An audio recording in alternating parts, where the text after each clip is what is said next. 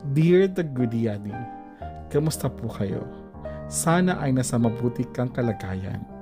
Gusto ko ibahagi ang kwento ng aking buhay dito sa segment mo ng Kwentong Goodizens. Alam kong maraming makaka-relate at sana ay makapagbigay ako ng inspirasyon sa kanila. Lalo na sa mga hindi sumusuko sa kanilang mga pangarap kahit gaano man kahirap ang sitwasyon. Ako si Amelia. Taong 2005 nang magsimula akong magtrabaho bilang isang janitress sa isang malaking kumpanya. Araw-araw, sinasalubong ko ang araw na may hawak na mop, walis at dustpan. Bawat kanto ng opisina aking pinaglilinis at kahit gaano kalaki ang lugar, hindi ako napapagod. Pero alam mo ba, Goody Adi, bawat takbang ko sa pagwawalis, may pangarap akong tinatago.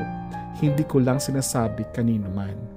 Ang pangarap ko na balang araw, hindi ako maglilinis ng sahig kundi mamumuno ng mga taong dating kasabay kong naglalakad.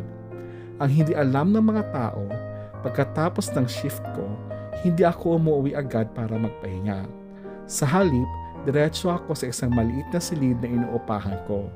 Doon, may mga libro akong binabasa at mga online na kurso ang akong sinasalihan. Walang nakakaalam sa ginagawa ko. Wala akong sinasabi kahit kanino dahil natatakot akong pagtawanan o sabihan ambisyosa. Gabi-gabi, nag-aaral ako. Minsan hindi na ako nakakatulog ng maayos. Pero hindi ko alintana. Basta't may natutunan ako sa bawat gabi, sapat na yon para sa akin. Lumipas sa mga taon, Goody Yadi, at dumating din ang oras na nagkaroon ng pagkakataon ang mga janitress tulad ko na mag-apply para sa ibang posisyon sa kumpanya. Kinabahan ako. Iniisip ko, kaya ko ba talaga ito? Baka mapahiya lang ako. Pero pinalakas ko ang loob ko. Naisip ko na hindi ko malalaman kung ano ang kaya ko kung hindi ko susubukan. Sinubukan ko. Nag-apply ako. Pero hindi ganun kadali. Sa unang subok ko, hindi ako natanggap. Sa pangalawang beses, ganun din. Kung tutuusin, parang mas madalas ako nabibigo kaysa nagtatagumpay. Pero sa tuwing may rejection, mas lalo akong nagiging mas determinado. Sabi ko sa sarili ko, hindi pwedeng dito lang matapos ang lahat.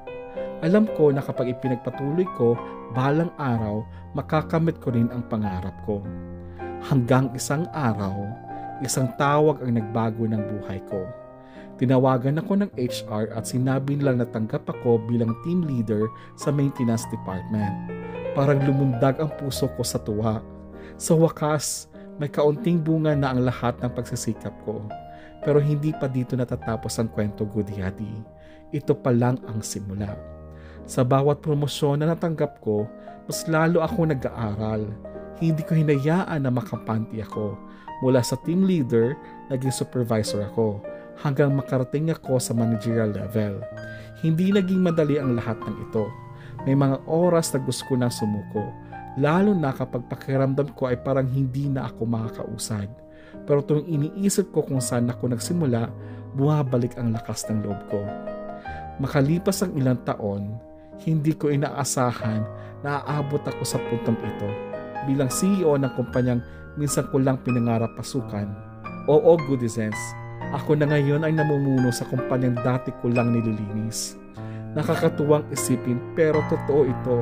At ang lahat ng ito ay dahil sa kasipagan, tiyaga at walang sawang paniniwala sa sarili. Maraming salamat sa pagbabasa ng aking sulat. Sana maraming matutunan ang mga Goodizens sa aking karanasan. Maraming salamat, Amelia, sa pagsusulat sa amin. Mga Goodizens, ang natutunan natin sa kwento ni Amelia ay walang imposible sa taong may determinasyon. Kung may pangarap ka, huwag matakot abutin ito kahit pagaano kahirap. Ang bawat takbang, gaano man kaliit, ay papalapit sa tagumpay.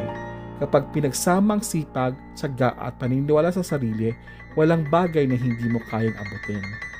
Ano ang masasabi niyo sa kwento ni Amelia, mga Goodizens? May kwento rin ba kayong tagumpay o pagsisikap na gusto niyong ibahagi? I-comment nyo na yan at pag-usapan natin. Huwag kalimutang i-share ang video na ito sa inyong mga kaibigan at pamilya.